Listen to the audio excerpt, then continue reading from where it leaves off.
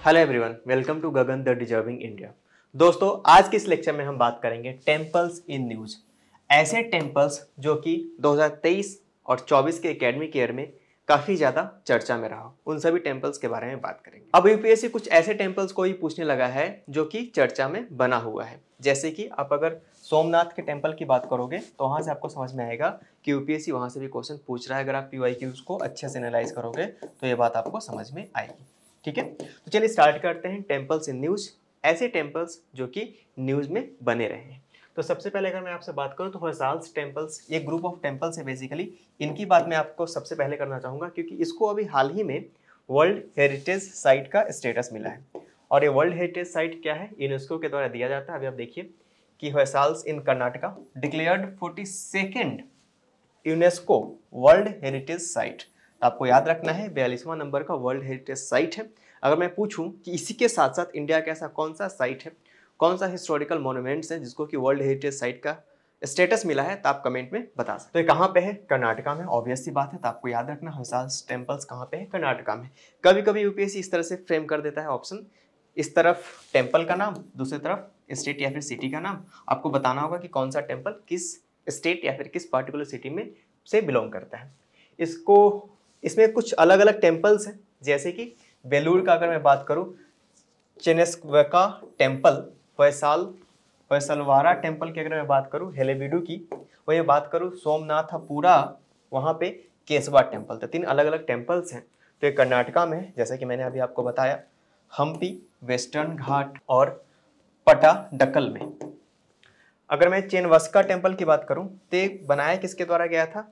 विष्णुवर्धन के द्वारा 1117 CE में। यहाँ से क्वेश्चन पूछा जा सकता है, डायरेक्ट क्वेश्चन नहीं पूछा जाएगा, टाइम फ्रेम से क्वेश्चन पूछ दिया जाएगा कि क्या 11th सेंचुरी में बनाया गया था, फिर 12th सेंचुरी में बनाया गया था, 10th सेंचुरी से पहले बनाया गया था, फिर वैदिक पीरियड का कोई टेम्पल है, ऐसा पूछ देता है यूपीएससी। हालांकि वैदिक टेम्पल से हमें अभी तक कोई भी, वैदिक पीरियड से हमें तक अभी कोई भी टेम्पल का साक्ष्य नहीं मिला है। आगे बढ़ते हैं, अब हम बात करेंगे कोणार्क के सन टेम्पल के बारे में। काफी ज्यादा इंपॉर्टेंट है, इसमें से 2-3 चीजें आप लोगों को याद रखनी है। सबसे पहले किसको ब्लैक पगोडा के नाम से जानते हैं, बस ये नाम आपको याद रखना है। पद्म क्षेत्र का भी नाम आपको याद रखना चाहिए, किसको हम पद्म क्षेत्र के नाम से भी जानते हैं। 13th सेंचुरी में बनाया गया था। गंग किंगडम के किंग थे, ईस्टर्न गंग इनको बोलते हैं, नरसिम्ह देव फर्स्ट, तो इनका नाम भी आपको याद रखना है। ये जो सन टेम्पल है ये हाईलाइट करता है सेलेस्टियल मूवमेंट ऑफ सन को। तो आपको ये भी ध्यान रखना है कि जो सन का जो सेलेस्टियल मूवमेंट है उसको भी हाईलाइट करने का काम करता है कौन सा? ये सन टेम्पल, कोणार्क का सन टेम्पल। तो इसमें कोई खास और ऐसी चीजें नहीं जो कि आपको बहुत ज़्यादा इंपॉर्टेंट है। एग्जामिनेशन काफ़ी नज़दीक है, तो आपको एग्जामिनेशन के पॉइंट ऑफ व्यू से अपनी प्रिपरेशन और तैयारी और पढ़ाई कंटिन्यू करनी चाहिए। अब बात करेंगे शारदा टेम्पल की। बहुत ज़्यादा चर्चा में आ गया था, अचानक से सोशल मीडिया से लेकर हर जगह पे ये बना हुआ था, ये खबर बनी हुई थी। आपको पता होगा कि आजकल यूपीएससी तो इंस्टाग्राम से भी क्वेश्चन उठा रहा है, जोक्स अपार्ट।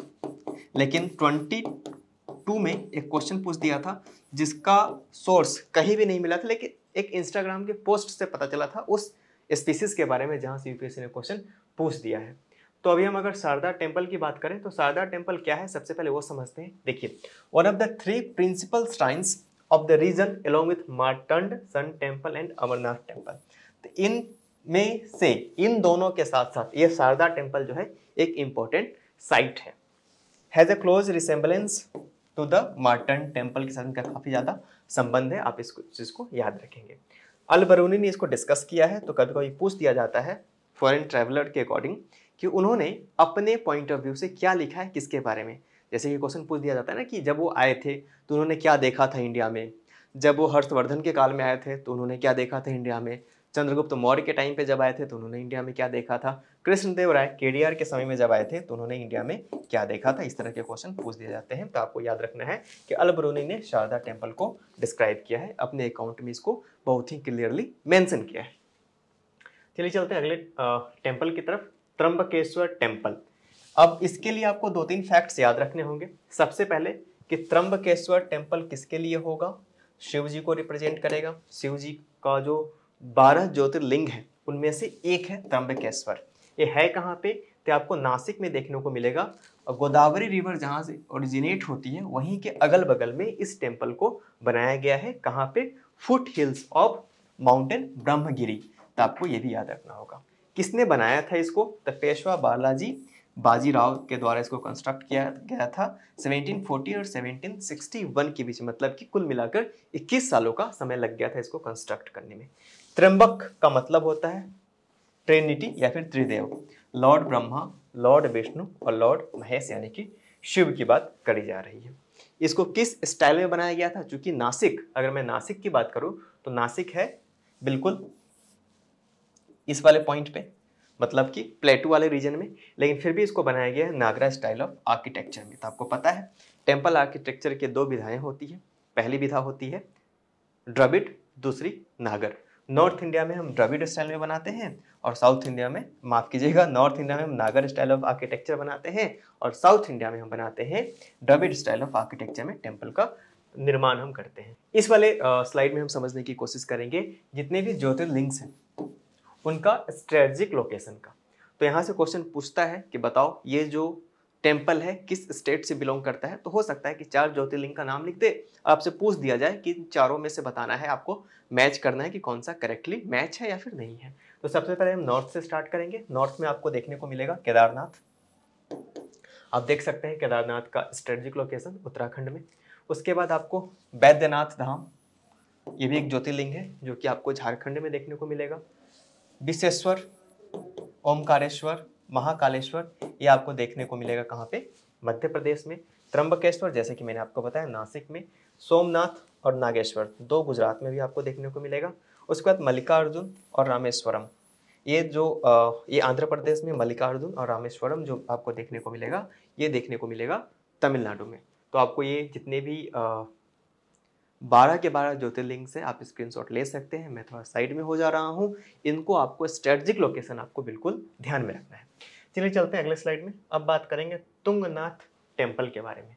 आखिर ये तुंगनाथ टेम्पल क्या है, कहाँ है?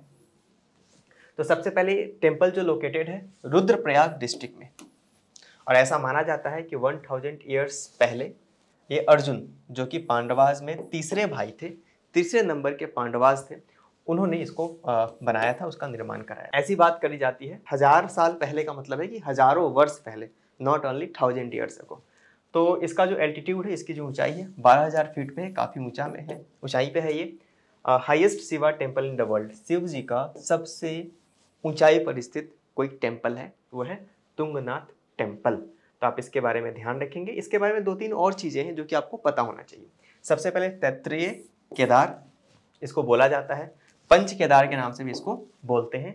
Cluster of Shiva's temple, Shiv ji का जो ग्रुप ऑफ टेम्पल है, जैसे कि केदारनाथ, मध्य महेश्वर, तुंगनाथ, रुद्रनाथ और कल्पनाथ, ये सभी ग्रुप को मिला के हम इसको बोलते हैं पंच केदार। चलते हैं अगले टेम्पल की तरफ। इस स्लाइड में हम बात करेंगे जागेश्वर टेम्पल या फिर पार्वती कुंड के बारे में। इसको हम दोनों नामों से जानते हैं। ये जागेश्वर जो टेम्पल है लोकेटेड कहाँ पे है? तो जात गंगा नदी के किनारे ये लोकेटेड है। शिव का टेम्पल है जो कि 100 अलग अलग से स्मॉल टेम्पल से क्या है, एंशियंट स्मॉल टेम्पल से घिरा हुआ है, जो कि अलग अलग भगवानों का है। मतलब ये कि बीच में शिव का टेम्पल है और इसके चारों तरफ छोटे छोटे गॉड्स हैं जिनके टेम्पल बने हुए हैं। ये टेम्पल जो है पोस्ट गुप्ता पीरियड का है और प्री मिडाइवल एरा का है, मतलब कि मध्ययुगीन भारत की जब शुरुआत हुई उससे पहले इसका बनाया गया था, और जब गुप्ता पीरियड अपने अंतिम चरण में था तब इसको बनाया गया था। ज़्यादातर जो टेम्पल्स हैं वो रिनोवेट किए गए थे बाद में कटियूरी डायनेस्टी के दौरान। आप इसको याद रखेंगे, इसके अलग अलग जो किंग्स होते हैं उन्होंने इसको बनाया था। शिव जी को डेडिकेटेड ये टेम्पल है, तो आपको ये भी याद रखना होगा। और इसी के साथ साथ आपको ये भी याद रखना होगा कि जो लौकिलिशा सेविज्म है, मतलब आपको पता होगा वैष्णवाइट्स होते हैं, सेवाइट्स होते हैं, उसमें भी जो अलग अलग सब कैटेगरीज हैं उसको बिलोंग करते हैं ये लोग। इस टेम्पल को जो मानने वाले लोग हैं इस सेक्ट के बिलीवर्स हैं। इसकी जो ऊंचाई है पार्वती कुंड की, वो लगभग 5338 फीट की ऊंचाई पे है। और ऐसा माना जाता है कि यहाँ पे शिव और जो पार्वती माता हैं उन्होंने एक साथ बैठकर ध्यान किया था, मेडिटेशन किया था। तो ये है टेम्पल्स का लेक्चर, जिसमें कि हम लोगों ने समझा उन टेम्पल्स के बारे में जो कि काफ़ी ज़्यादा चर्चा में रहा है, जहाँ से पॉसिबिलिटी है कि यूपीएससी क्वेश्चन पूछ सकता है। तो आज के लेक्चर में फिलहाल इतना ही, अब मिलेंगे नेक्स्ट लेक्चर में। Thank you very much.